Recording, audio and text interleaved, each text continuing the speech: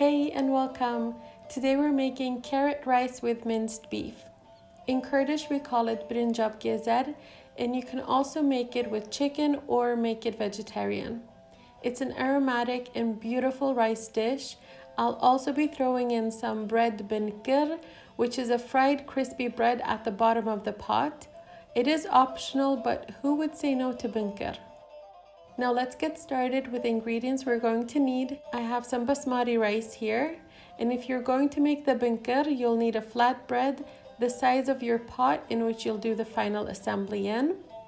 Salt to taste, carrots, turmeric, which is optional, but it does give some of the rice a really nice yellow color, ground beef, onion, some Kurdish biryani seasoning, and if you don't have this, I'll leave you a suggestion in the description box below that will make your rice equally tasty. Chicken bouillon cube, freshly ground black pepper, and some bay leaves. I almost always throw in bay leaves whenever I'm cooking meat. And finally, you'll need some oil. I'll be using olive oil for the carrots and the beef, and vegetable oil for the rice. First thing you want to start with is washing your rice and soaking it in hot water for about 30 minutes while you prep your other ingredients.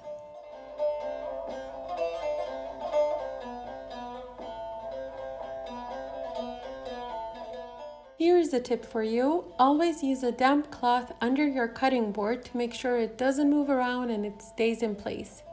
It's pretty helpful when you're dealing with sharp knives or when you're about to grate your carrots.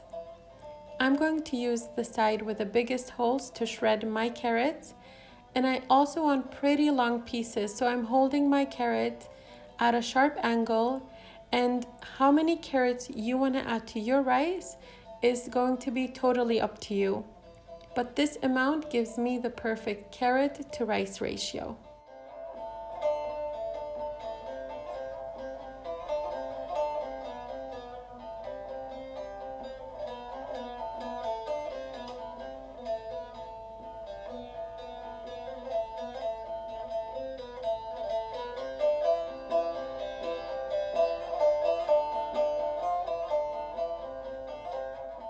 Once you've shredded all your carrots, we can go ahead and cook them for about 5 minutes. In a pan on medium-high to high heat, go ahead and add your olive oil and your shredded carrots, along with your turmeric and your salt to taste, and mix everything really well. Cook until the carrots have wilted down, but where you still have a little bit of a bite to them.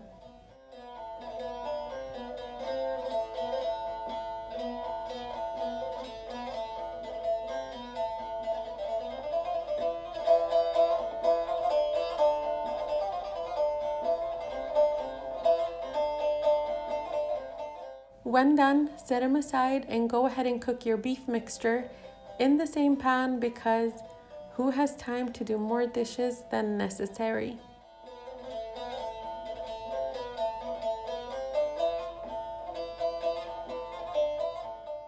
So in that same pan, add some olive oil and go ahead and add your minced beef and start browning it. Make sure you break your beef apart as you're cooking it.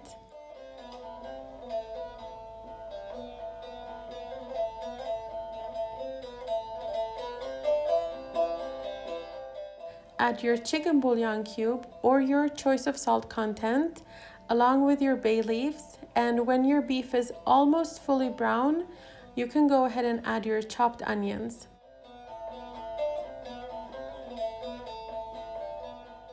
Stir your beef and onion mixture together, and then go ahead and add your biryani seasoning and your black pepper.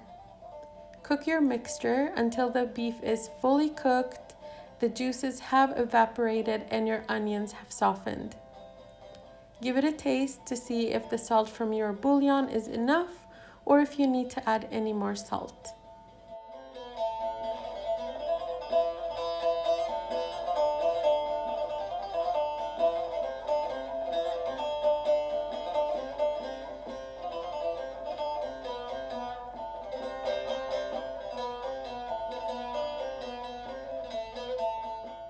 The final component to get ready is your rice.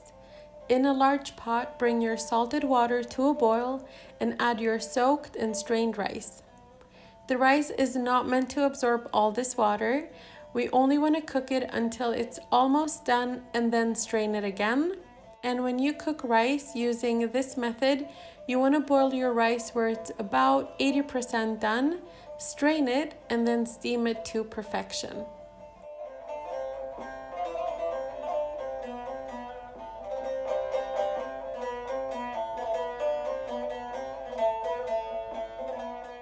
Our components are ready and now it's assembly time. If you want to make the binkir, which is the crispy fried bread, at the bottom you want to add a generous amount of vegetable oil to the bottom of your pot with the heat turned off, and then add your flatbread. If you want to skip the step, just add less oil to the bottom of your pot. Now start layering your rice, beef, and carrots. I like to layer 1/3 of my rice and then half of the beef mixture and half of the carrot mixture, followed by another 1/3 of the rice, the rest of the beef and carrots, and then top it off with the final third of the rice. I hope that was easy to follow. And now you want to turn the heat on to medium-low to medium. Cover your pot with some paper towels or a clean kitchen towel to trap in all the steam when you put a lid on it. Meanwhile, you want to heat up some more vegetable oil to be poured over your rice. Create some holes in the rice to help the steam move through the rice, and then pour your hot oil on top of it and immediately put the lid back on to steam for another 8 to 10 minutes. When done, you can either flip the rice upside down onto a serving plate or ladle it out like I'm doing here.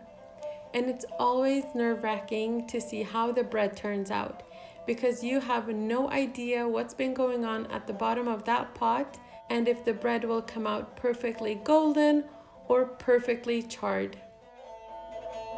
Lucky me, it turned out just fine. Serve this with a dollop of creamy yogurt and a side of salad, and you got yourself a delicious plate of food. That's all for today. I hope you liked this video, and if you did, please give it a thumbs up and subscribe if you haven't already, and click that notification bell to get notified whenever I post a new video. I hope to see you on the next one.